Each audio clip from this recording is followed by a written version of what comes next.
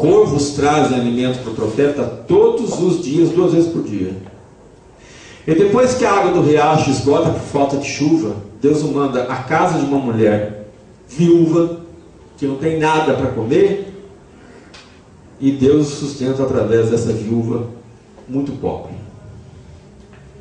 Agora, essa história mostra uma coisa interessante, que os recursos de Deus, queridos, na hora da fome, na hora da necessidade, na hora da adversidade, os recursos que Deus manda, eles não procedem de gente abastada, eles não vêm de gente próspera, que tem demais, que tem abundância. Geralmente Deus usa para suprir necessitados, aqueles que precisam, gente humilde, porque são os humildes que mais rapidamente respondem a Deus, porque tem um coração maleável ainda.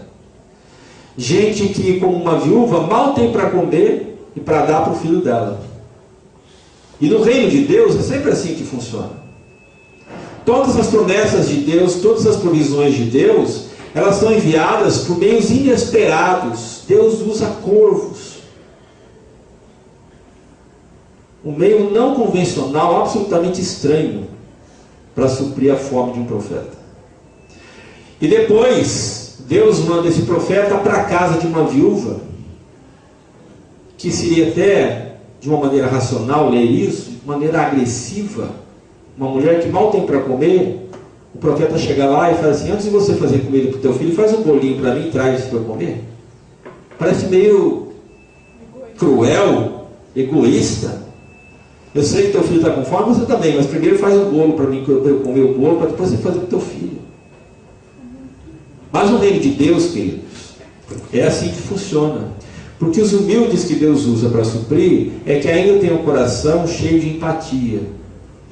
Sempre haverá a provisão de Deus para você e para mim, em qualquer situação, especialmente na época que nós vivemos. Seja através de uma fonte, seja através de outra, sempre haverá.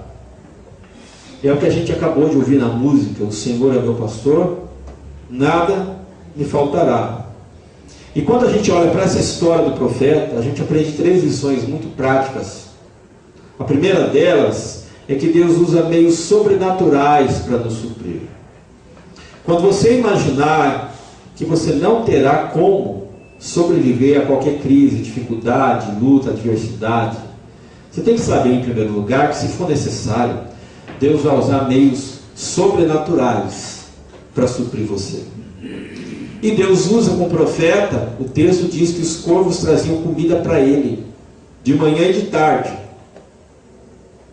E ele bebia água do riacho. Agora, analisa comigo. Corvo não é um bicho, não é uma ave que vive em deserto. Não é uma ave que é adaptável a deserto. Não é criado em deserto, não é animal típico do deserto. De onde que veio esse corvo? A segunda coisa, aonde ele vai buscar comida para o profeta? Então esses corvos, eles vão muito longe, numa outra região, qualquer outra região, que a Bíblia não diz onde é, numa longa distância, onde há um lugar de provisão, onde há comida, onde há abundância. Eles voam ou vêm de lá, daquele lugar, onde tem comida, onde tem abundância, onde a seca não atingiu, e de lá eles trazem a comida para o profeta.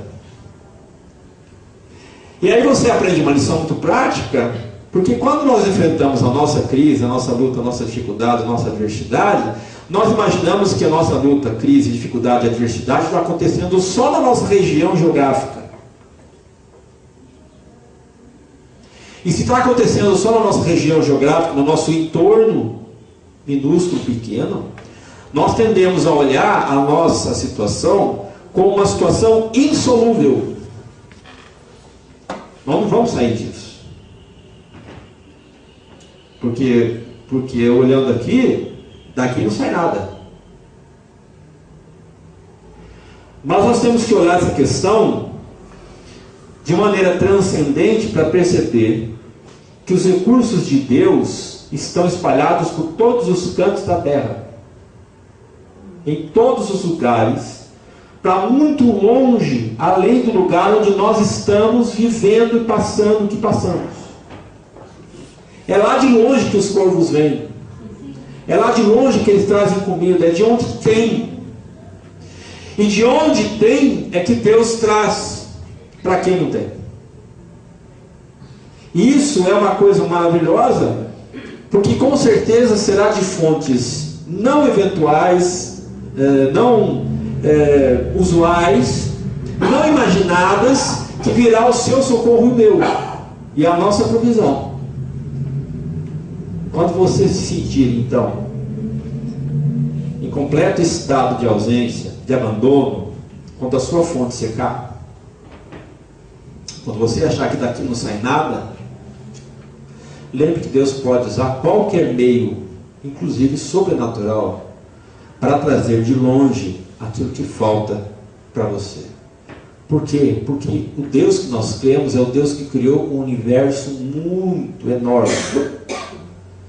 E Deus espalha os seus recursos abundantemente sobre toda a terra. Ele espalha as suas fontes de recursos sobre todos os lugares do mundo.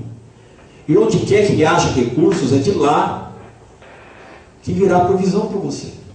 Através dos meios que Deus quiser usar, eventuais ou não, usuais ou não, normais ou não, naturais ou sobrenaturais. Ele sabe exatamente onde está aquilo que você precisa. E às vezes o recurso vem de muito longe. É um milagre os corvos trazerem comida 2 vezes por dia para uma pessoa no meio do deserto.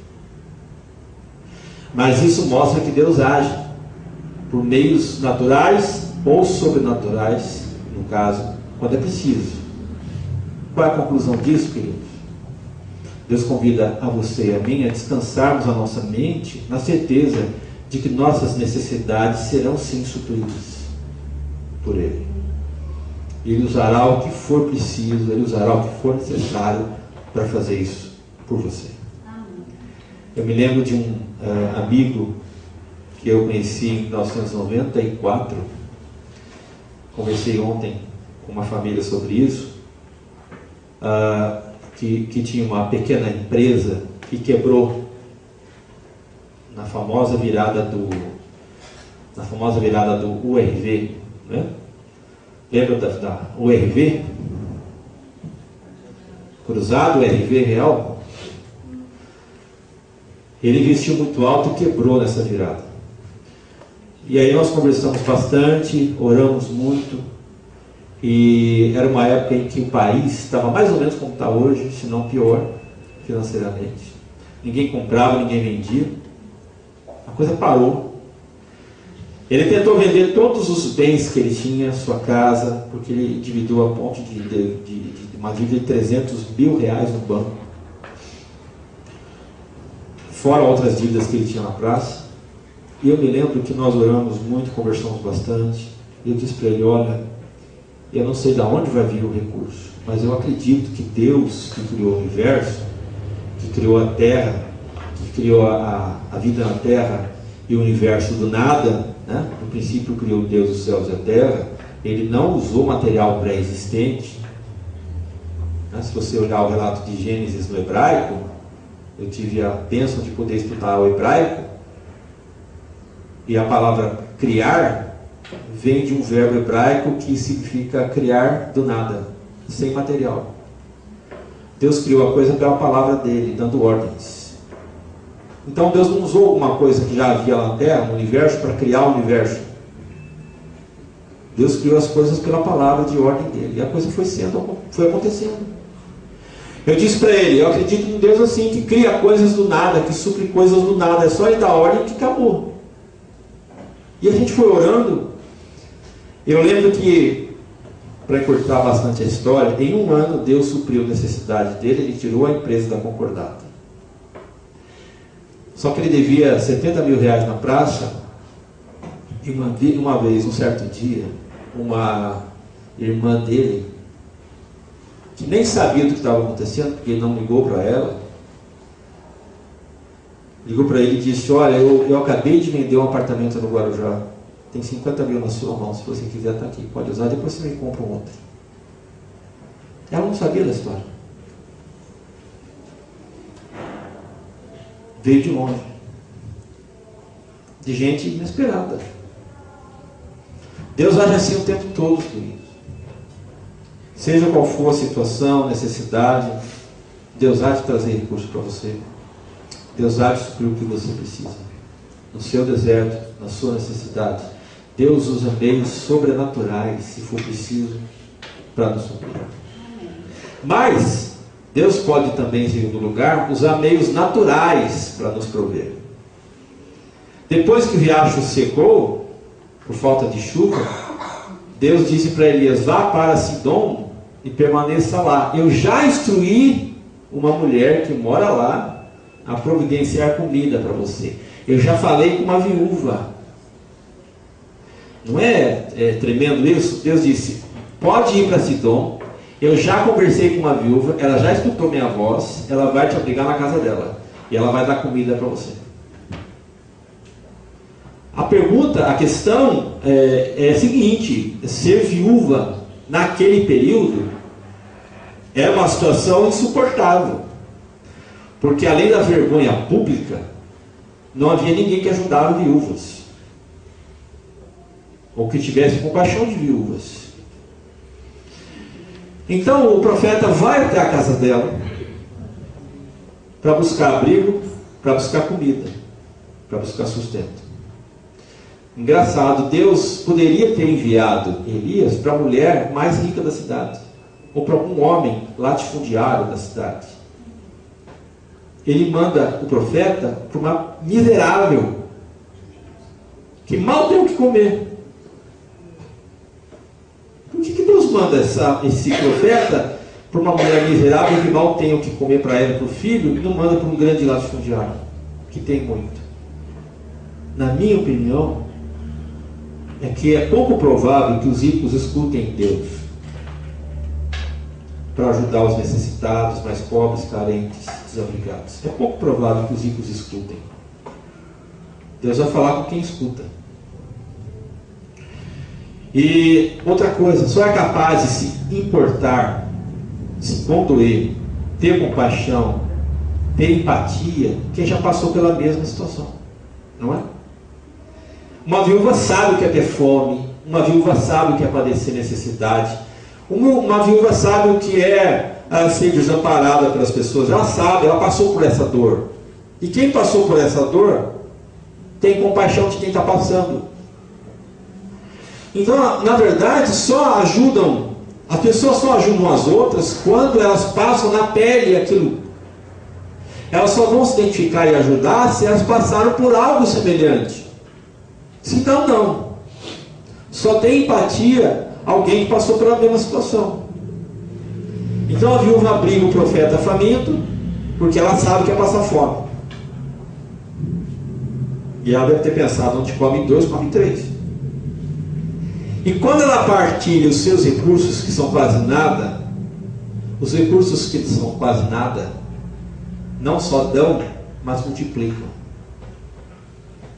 É fantástico isso, porque Deus envia mais uma pessoa para comer, mais uma boca para comer naquela casa, mas Deus multiplica o azeite e a farinha da mulher.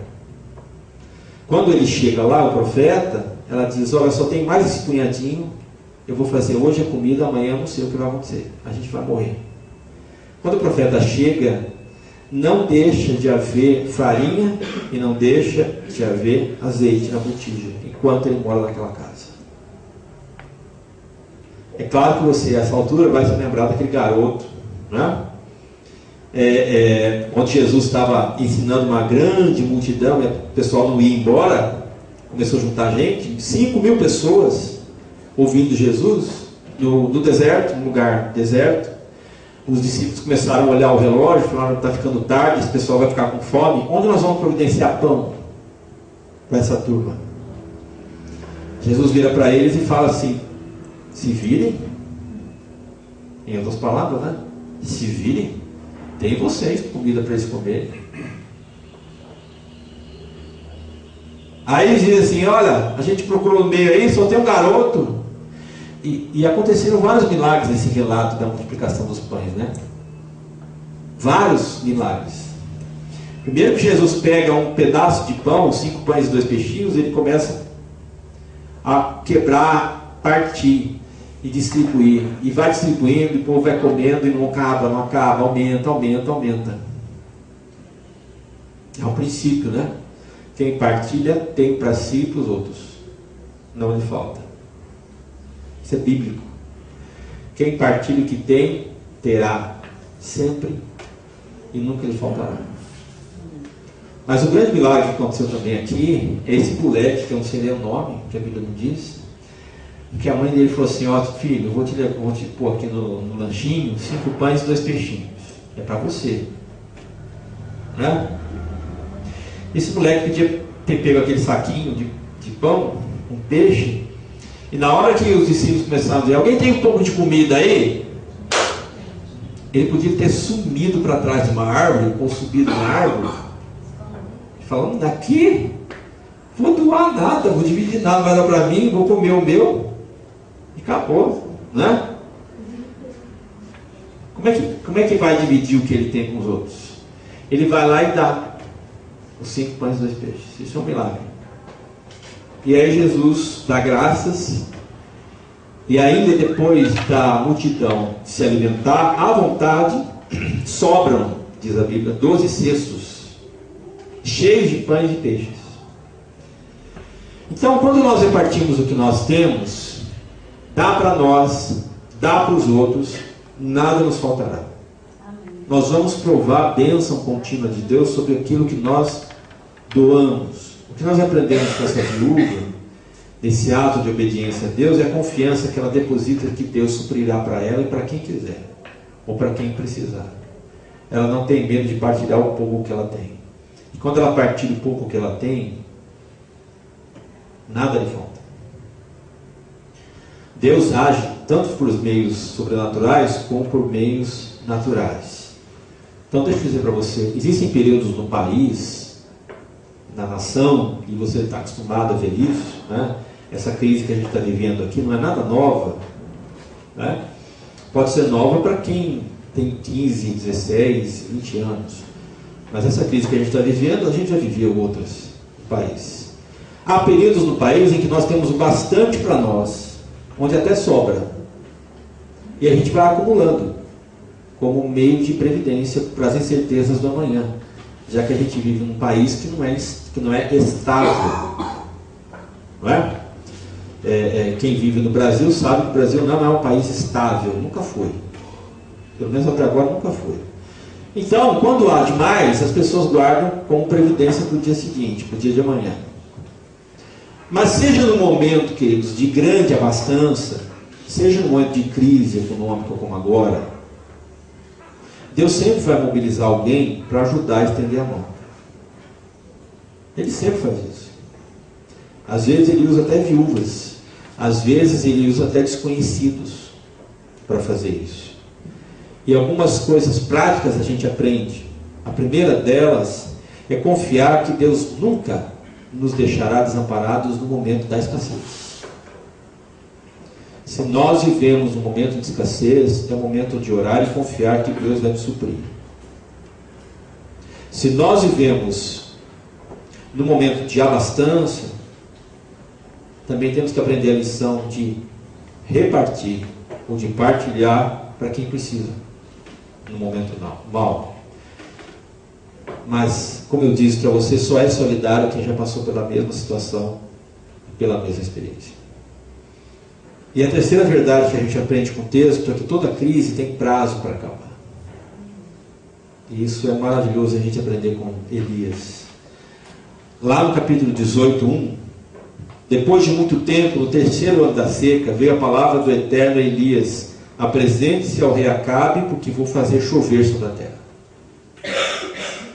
A terceira verdade que a gente aprende com esse texto é que a seca em Israel dura exatamente 3 anos, nem um dia a mais.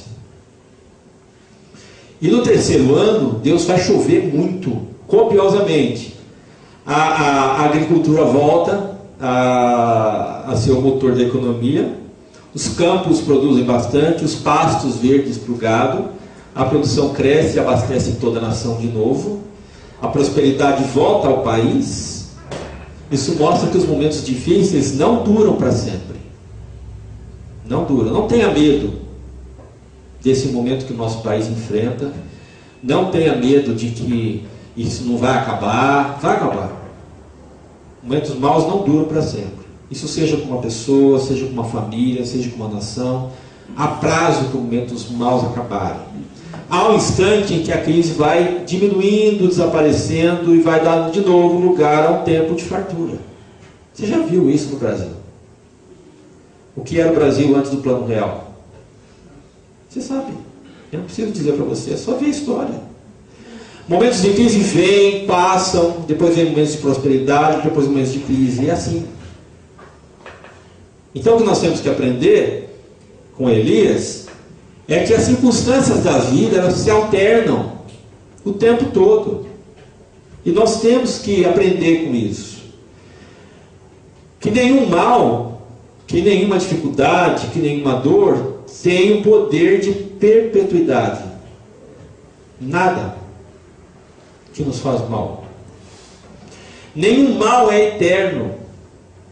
Nada que é ruim, nada que causa prejuízo, nada que dificulta a vida, nada que produz feridas, vai durar muito tempo, vai acabar, vai ter um fim.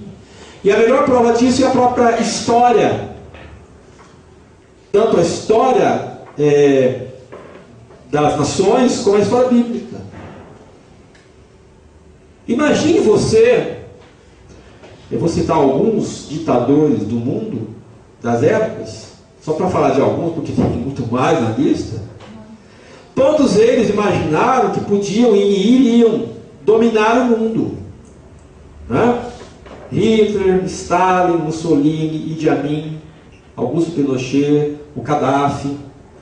Toda essa gente aí acreditou realmente na ideia boba de que ia se tornar senhor do mundo, de que ia construir um grande império, como foi Roma, como foi a Grécia. Eles acreditavam nisso. Mas chegou um dia que eles caíram.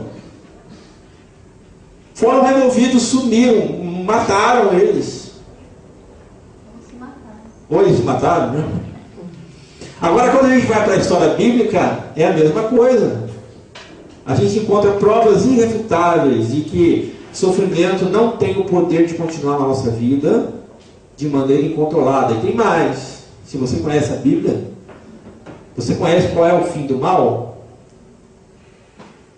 Você já sabe como a história termina. Não é? Se você conhece a Bíblia, você sabe o fim da história. Eu já sei, você já sabe. É isso que gera esperança para os dias presentes. Eu sei o fim da história. Qual é o fim da história? Qual é o fim da história da humanidade, gente? A coisa vai acabar, uma desgraça? A gente vai ficar chorando o resto da vida, o resto da eternidade? Esse é o fim da história? Para onde que o capeta vai? Para os quintos dos infernos. Ele, os seguidores dele, os demônios e todo aquele que seguiu. Vai ficar lá no caldeirão do Hulk. É para lá que eles vão. E nunca mais vão sair de lá. O mal vai ser condenado. Não é que ele vai ser extinto, como muita gente fala, né? O mal não vai ser extinto, ele vai ser condenado. Todo mal, injustiça, tudo isso vai ser a sua punição e nunca vai acabar. E aqueles que se entregaram a Cristo, foram salvos, viverão a bem-aventurança e a felicidade eterna, porque não haverá mais choro, nem luto, nem pranto, nem dor. E Deus enxugará dos seus olhos toda lágrima. É assim que vai acabar. A gente já sabe. E se a gente já sabe que esse é o fim, então pode ficar sossegado. Se aquilo te preocupa hoje, te deixa nervoso hoje, te deixa triste hoje, vai acabar. O Salmo 30 ele diz: o choro dura uma noite, mas a alegria vem pela manhã. E o próprio Paulo, na sua larga experiência de viver essas contrariedades da vida, ele dá um relato bonito para a gente em 2 Coríntios, porque ele sabe o fim da história. E se você sabe como a história acaba, você pode falar como Paulo. Ele diz assim: nós temos esse tesouro em vasos de barro, para mostrar que esse poder que a tudo excede provém de Deus, não de nós. E aí ele vai dizendo o seguinte: de todos os lados somos pressionados, de todos os lados sofremos pressão, mas não desanimamos. Ficamos perplexos, sem entender nada, mas não desesperados. Somos perseguidos, mas não abandonados. Ficamos abatidos, mas não destruídos. Trazemos sempre no nosso corpo o morrer de Jesus, para que a vida de Jesus seja revelada no nosso corpo. Isso é maravilhoso. Paulo diz: o que não me mata,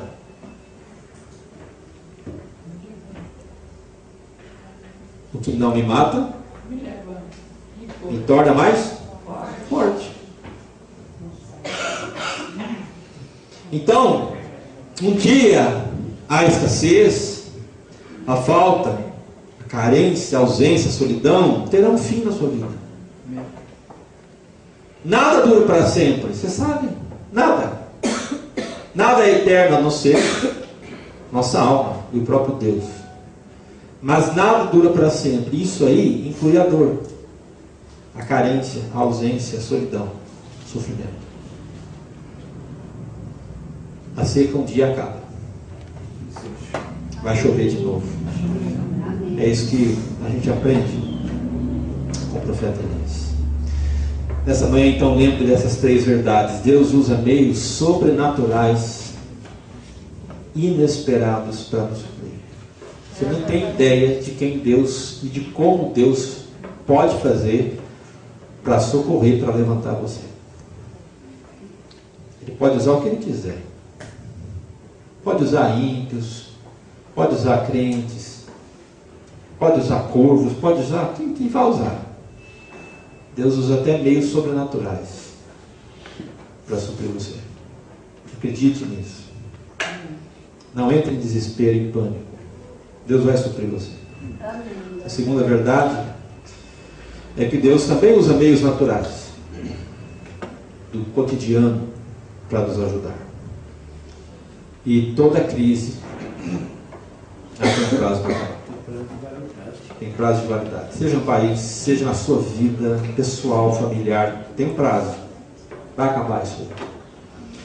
E como você já sabe o fim da história, tem esperança. O choro vai durar uma noite, é verdade. Mas a alegria virá pela manhã. Eu queria que você escutasse essa música aqui, que para mim é uma música bem de raiz, mas ela conta uma história de uma família. Linda, linda música.